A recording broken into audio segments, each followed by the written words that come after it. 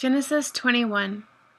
Now the Lord was gracious to Sarah, as he had said, and the Lord did for Sarah what he had promised.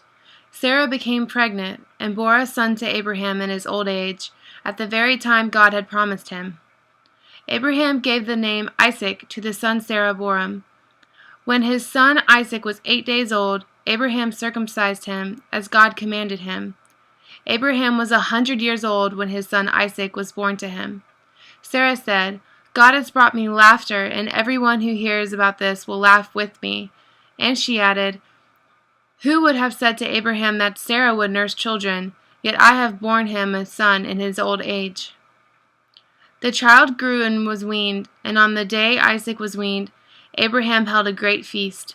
But Sarah saw that the son whom Hagar the Egyptian had borne to Abraham was mocking, and she said to Abraham, Get rid of that slave woman and her son, for that woman's son will never share in the inheritance with my son Isaac.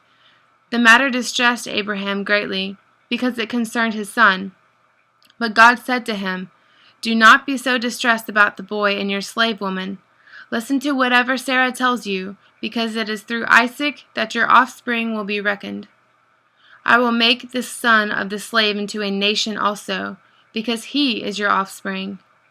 Early the next morning, Abraham took some food and a skin of water and gave them to Hagar. He set them on her shoulders and then sent her off with the boy. She went on her way and wandered into the desert of Beersheba.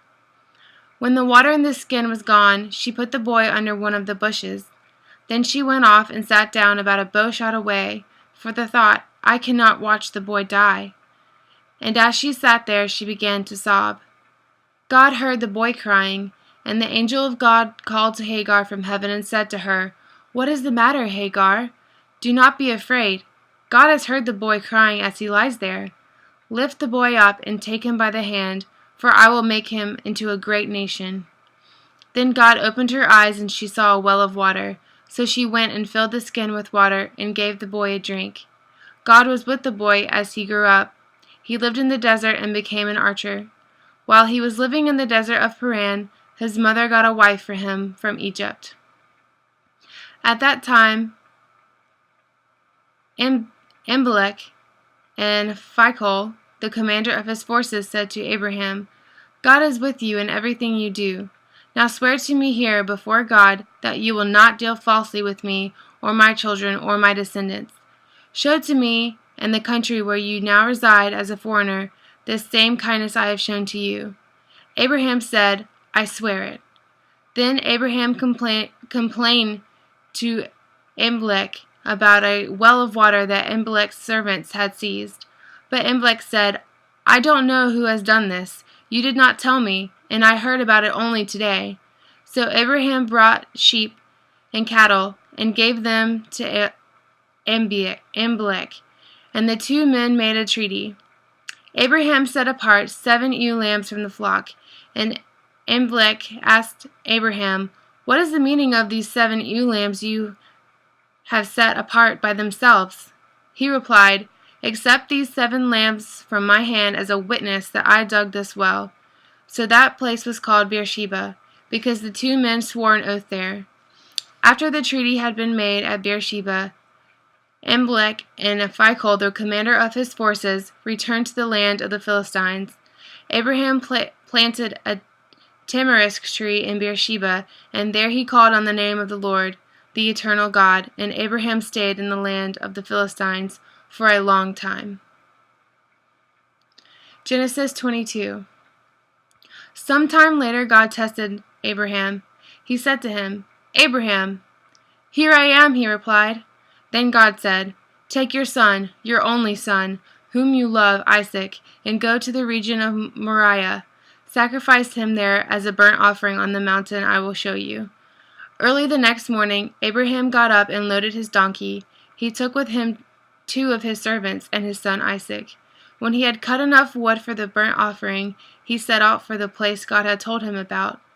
On the 3rd day, Abraham looked up and saw the place in the distance. He said to his servants, Stay here with the donkey while I and the boy go over there. We will worship, and then we will come back to you. Abraham took the wood for the burnt offering and placed it on his son Isaac. and he himself carried the fire and the knife. As the two of them went on together, Isaac spoke up and said to his father, Abraham, "Father?" "Yes, my son," Abraham replied. "The fire and wood are here," Isaac said, "but where is the lamb for the burnt offering?" Abraham answered, "God himself will provide the lamb for the burnt offering, my son." And the two of them went on together. When they reached the place God had told him about, Abraham built an altar there and arranged the wood on it. He bound his son Isaac and laid him on the altar, on top of the wood. Then he reached out his hand and took the knife to slay his son. But the angel of the Lord called out to him from heaven, "Abraham, Abraham!" "Here I am," he replied.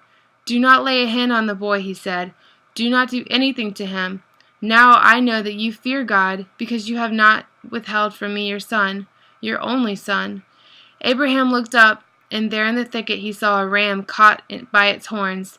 He went over and took the ram and sacrificed it as a burnt offering instead of his son. So Abraham called that place, "The Lord will provide." And to this day it is said, "On the mountain of the Lord it will be provided." The angel of the Lord called to Abraham from heaven a second time and said, "I swear by myself, declares the Lord, that because you have done this, and have not withheld your son, your only son, I will surely bless you and make your descendants as numerous as the stars in the sky and as the sand on the seashore. Your descendants will take possession of the cities of their enemies, and through your offspring all nations on earth will be blessed, because you have obeyed me." And then Abraham returned to his servants, and they set off together for Beersheba, and Abraham stayed in Beersheba.